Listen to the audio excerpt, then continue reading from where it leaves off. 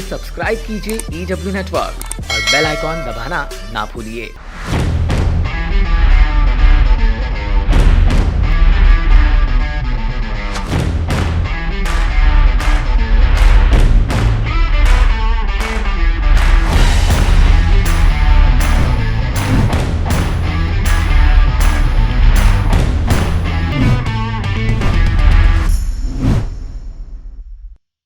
अपने क्षेत्र की हर पिछड़ी तस्वीर बदल दी, क्षेत्र के लिखे भाग्य की तकदीर बदल दी।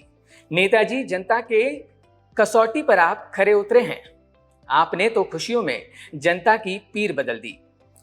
गालिब की यही पंक्तियां आज सटीक रूप से लागू होती हैं ऐरोली के प्रथम विधायक संदीप नाइक पर, एक प्रभावशाली नेता, एक दमदार युवा नेतृत्व के तौर पर जिन्होंने नवी मुंबई में समूची राजनीति की परिभाषा ही बदल दी। और आज यही व्यक्ति विशेष इस खास शो में हमसे खास बात करने वाले हैं। नमस्ते सर, आपका स्वागत है।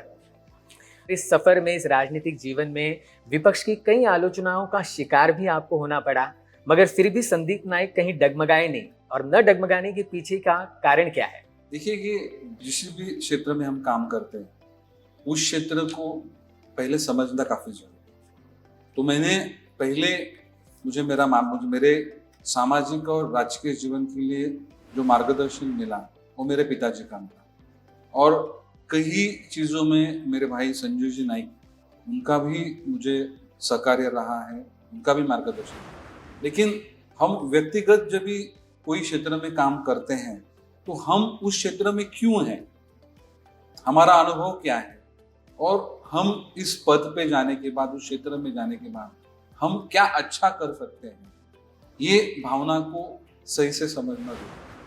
आप अगर काम कर रहे हैं तो राजनीतिक ऐसा क्षेत्र है जहाँ पे आपकी आलोचना होगी, आपके कॉम्पिटिटर्स रहेंगे, विपक्ष रहेगा, और ऐसे समय मुझे क्या करना है ये मैंने समझा था कि मेरा अनुभव, मुझे मिले हुए संस्कार, मुझे मिलने वाला मार्गदर्शन और मेरा काम करने का जज्बा, अगर वो लोगों को सुविधा देने के लिए है, कुछ शॉर्ट टर्म प्लानिंग के लिए, कोई लॉन्ग टर्म प्लानिंग के लिए, मैं अच्छे प्रकल्प ला सकता हूँ, मैं अच्छी सुविधा नागरिकों को दे सकता हूँ, तो लोग क्या बोलते हैं उसके ऊपर मुझे विचार करने की जरूरत है। तो यही धारणा से मैं काम करते रहा, मौका मिला, अच्छे लोग मिले, अच्छा अनुभव आया, प्रशासक के अच्छे अधिकारियों से भी अच्छी चर्चा हुई, उनके साथ अच्छे से मैं काम कर पाया।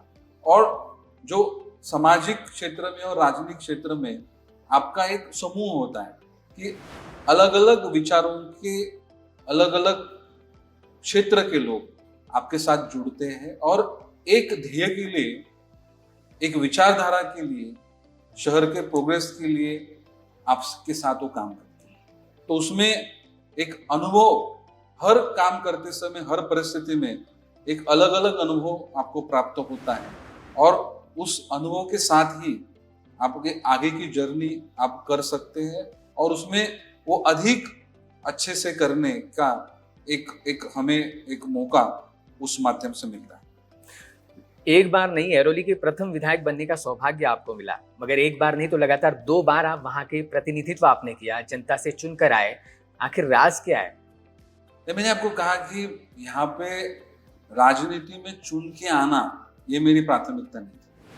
चुन के आके किसी काम का श्रेय लेना ये भी मेरी प्राथमिकता नहीं थी। मुझे जो मिला हुआ मौका है वो जनसेवा के लिए, उसके माध्यम से मैं समाज के हर स्तर में कुछ अच्छा छोटा सा बदलाव, अच्छा काम जो उनके फायदे में पड़े, वो करने का प्रयास मैंने करना चाहिए। तो मेरा उद्देश्य समाज का हित था, हमारे शहर को कुछ अच्छा देना था, इसलिए मैं काम करता गया, लोग मुझसे जुड़ते गए और अच्छे काम मेरे हाथों से हुए। मैंने डिसाइड किया था कि मैं राजनीति में और समाज नीति में काम करूं तो मैं मेरा 100% दूं।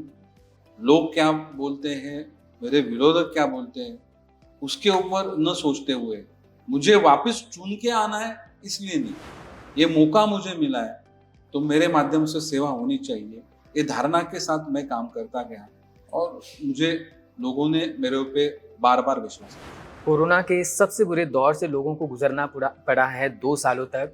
ऐसे में आप हों या फिर गणेश नाइक हों, जिस तरह से आखिरी स्तर तक लोगों तक पहुंचाने की जो राहत सामग्री पहुंचाने की जो मदद की या मसीहा बनकर मदद का हाथ पहुंचाया, क्या उस बात की संतुष्टि है? देखिए कि इस कोरोना काल में हम जब भी परिवार के घटक हम साथ में बैठे तो आदरणीय गणेश जी नाइक साहब ने हमको सूचित किया कि ये समय हमारे देश के लिए, हमारे विश्व के लिए और खास करके हमारे शहर के लिए कठिन समय है। और ऐसे समय जिस शहर ने हमें बहुत कुछ दिया है, इस शहर के प्रति कर्तव्य भावना रखते हुए इस शहर को सुरक्षित रखना और अपनी क्षमता से जो भी कुछ हो सके वो करने का प्रयास हमारे परिवार के माध्यम से, हमारे संगठन के माध्यम से, हमारे पक्ष के माध्यम से, हमारे कार्यकर्ता के माध्यम से किया जाना चाहिए। इसलिए इस समय में राजनीति आप दूर रखो, खुद के काम भी आप कम करो, जितना भी समय हो सके उतनी शक्ति से आप समाज के हित के लिए काम करो। और ये हित में काम करना, हम कुछ काम कर रहे हैं इस भावना से नहीं, ये कर्तव्य भावना से करो। और ये जो प्रेरणा आदरणीय गणेश जी नाइक साहब के माध्यम से हमें दी गई, उसी के साथ हमारे देश के प्रधानमंत्री नरेंद्र जी मोदी, उनके माध्यम से पूरे देश में लिए हुए निर्णय और इस कोरोना से बचने के लिए उनके माध्यम से किए गए प्रयास, उनका मार्गदर्शन, हमारे महाराष्ट्र के भारतीय जनता पार्टी के नेता, माजी मुख्यमंत्री, कोरोना के समय जो विरोधी पक्ष नेता थे और आज जो उप मुख्यमंत्री है, उनकी सोच और उनके माध्यम से किया गया कार्य और आदरणीय गणेश जी नाइक साहब का दीर्घ अनुभव और उनके साथ काम करने वाले हमारे सभी कार्यकर्ता, इनके माध्यम से हम एक कार्य की पूर्ति करने का प्रयास हमारे माध्यम से। हालांकि उस समय में अगर नवी मुंबई महानगर पालिका में एक डिसीजन लेने की अगर परमिशन या सत्ता हमारे विचार की होती तो कहीं ज्यादा गुना अच्छा काम हम लोग कर सकते थे, लेकिन हम विपक्ष में हैं, ये बॉडी डिसॉल्व हुई है, अभी सत्ताधारी पार्टी के लोगों से ये महानगर पालिका प्रशासन के माध्यम से कंट्रोल की जा सकती है। उस समय भी हम लोग चुप नहीं बैठे, उस समय अच्छे चीजों का एक होने के लिए एक फॉलोअप आदरणीय नाइक साहब के मार्गदर्शन में नवी मुंबई शहर में हमने किया। जहाँ पे भी गलत चीजें हो रही थी उसको रोकने का प्रयास किया गया और एक कर्तव्य भावना से इस नवी मुंबई में हम सभी लोग कार्यरत रहे। तो उसमें हमेशा ही ये समय में सत्ता न होने का जो दुख है वो हमें हमेशा ही रहेगा, लेकिन मैं नाइक साहब के मार्गदर्शन के साथ सभी कार्यकर्ताओं का मैं आभार व्यक्त करता हूं कि उन्होंने अपनी जान की परवाह न करते हुए इस कठिन समय में अपने दिए हुए विचार और दिया हुआ काम एक कर्तव्य समझ के इस समय करने का प्रयास उनके माध्यम से किया गया। सत्ता न होने का दुख, मगर प्रशासक राज जिस तरह से अब भी जारी है और इस प्रशासक राज में जो करोड़ों के टेंडर निकाले गए, क्या वो योग्य था, क्या उचित था? देखिए कि मैंने कहा कि उस कोरोना की स्थिति में आरोग्य व्यवस्था, स्वच्छता और शिक्षण और जो मेंटेनेंस के काम जो करने की जरूरत है वैसे ही काम करना जरूरी था। पूरा कंसंट्रेशन हमारे सभी इंजीनियरिंग डिपार्टमेंट और ऑल एडमिनिस्ट्रेटिव डिपार्टमेंट का हेल्थ डिपार्टमेंट में और एजुकेशन डिपार्टमेंट में होना जरूरी था, लेकिन राजकीय दबाव, स्वार्थ नीति, राजनीति, इस समय भी ये परिस्थिति को भी उन्होंने नहीं छोड़ा। इन्होंने अपना स्वार्थ ढूंढने का प्रयास इस समय में किया गया। मुझे उस बात का दुख है कि यहाँ पे हमारा वित्त लॉस हुआ और अच्छी आरोग्य सुविधा दे सकते थे। अनेक गलत निर्णय लिए गए, लेकिन उसको भी रेक्टिफाई किया जा सकता था, लेकिन जिस नागरिकों की जानें इस असुविधा के कारण गई वो हम लोग वापस प्राप्त नहीं कर सकते। तो हमेशा ही इस समय हम डिसीजंस लेने की स्थिति में नहीं थे, इस बात का दुख हमें हमेशा ही रहेगा। नवी मुंबई में कई विकास परियोजनाएं आई, उन्हीं में से एक है ऐरोली उन्नत मार्ग, ऐरोली कटाई नाका उन्नत मार्ग।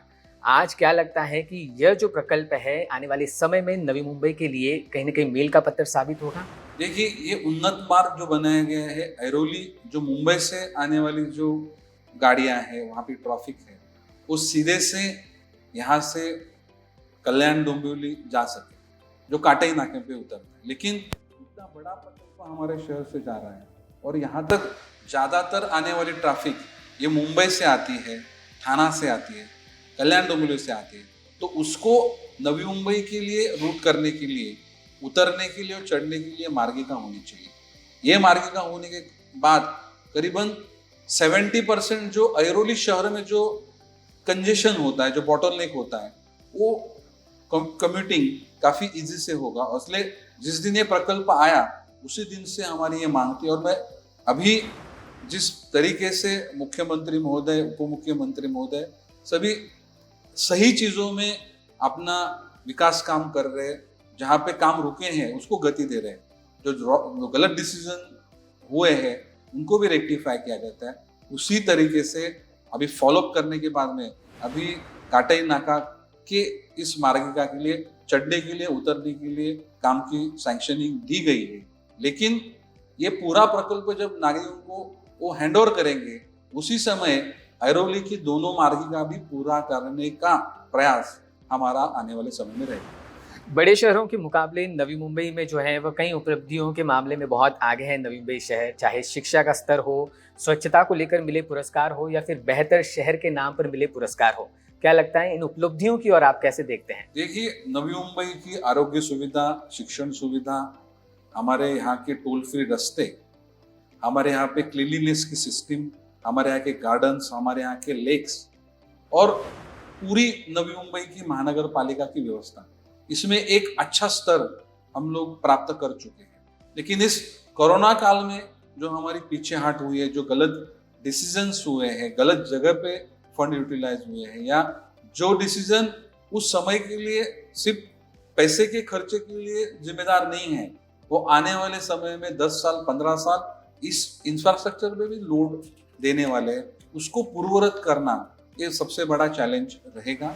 कोई स्थिति या कोई नंबर हमें प्राप्त होता है तो उसको मेंटेन करना और हर साल में उसके एक्सलेंस में वृद्धि प्राप्त करना, ये भी बड़ा चैलेंज है। क्योंकि नवी मुंबई शहर की कॉपी और शहर करते हैं, लेकिन ये ओरिजिनल हमारा एक सिस्टम बनाना ये बहुत बड़ा चैलेंज है। और उसको बनाने के लिए सभी लोगों का योगदान, चीज़ों को समझना, शहर के हित के लिए काम करना, अच्छे डिजाइन करना, अच्छी टेक्नोलॉजी का इस्तेमाल करना, ये बहुत बड़ा चैलेंज है। और उसी समय कुछ अच्छी चीज़ें हो रही है तो उसको राजनीतिक भी रोक लगाने का प्रयास किया जाता है। उस समय किसी को क्रेडिट मिले, शहर का अच्छा हो, उसमें शहर का अहित हो, राजनीति उसमें घुसाए, ऐसे भी प्रयास करने वाले व्यक्तित्व है। और उनको सबको मात करते हुए, हमारे शहर की प्रगति को देखते हुए ये अच्छे डिसीजंस, रेक्टिफिकेशन और इस स्तर को मेंटेन करना एक काफी बड़ा चैलेंज है। लेकिन अगर आपके विचार साफ है, अगर आपका मार्गदर्शन आपके लिए अच्छा है, तो निश्चित रूप से वो मुकाम आप निश्चित रूप से हासिल करेंगे, ऐसा मेरा विश्वास है। समाज नीति के अलावा राजनीति में संदीप नाइक अपने आप को कहाँ देखते हैं पूरे राजनीतिक जीवन में? देखो, राजनीति में मेरा रहना ये समाज नीति के लिए ही है। ये मेरे लिए राजनीति सिद्धि नहीं है। एक राजनीतिक मिला हुआ पद या राजनीतिक मिला हुआ अनुभव ये मेरे लिए एक माध्यम है, और समाज सेवा के लिए मैं निश्चित रूप से इस माध्यम का इस्तेमाल करूंगा। राजनीति सिर्फ उसको गति देने की एक पद्धति है, और इसलिए मेरे कोई भी जीवन में मैं समाज नीति को लेके आगे बढ़ रहा हूँ, आपको दिखाई दूंगा। चुनाव काफी बार टाले गए और अब भी मतलब ऐसे आपको लगता है अब चुनाव होकर रहेंगे, और ऐसे में क्या रणनीति क्या है? लोक प्रतिनिधि का न होना, लोक प्रतिनिधि कौन से भी पक्ष का हो, लेकिन वो एक माध्यम है।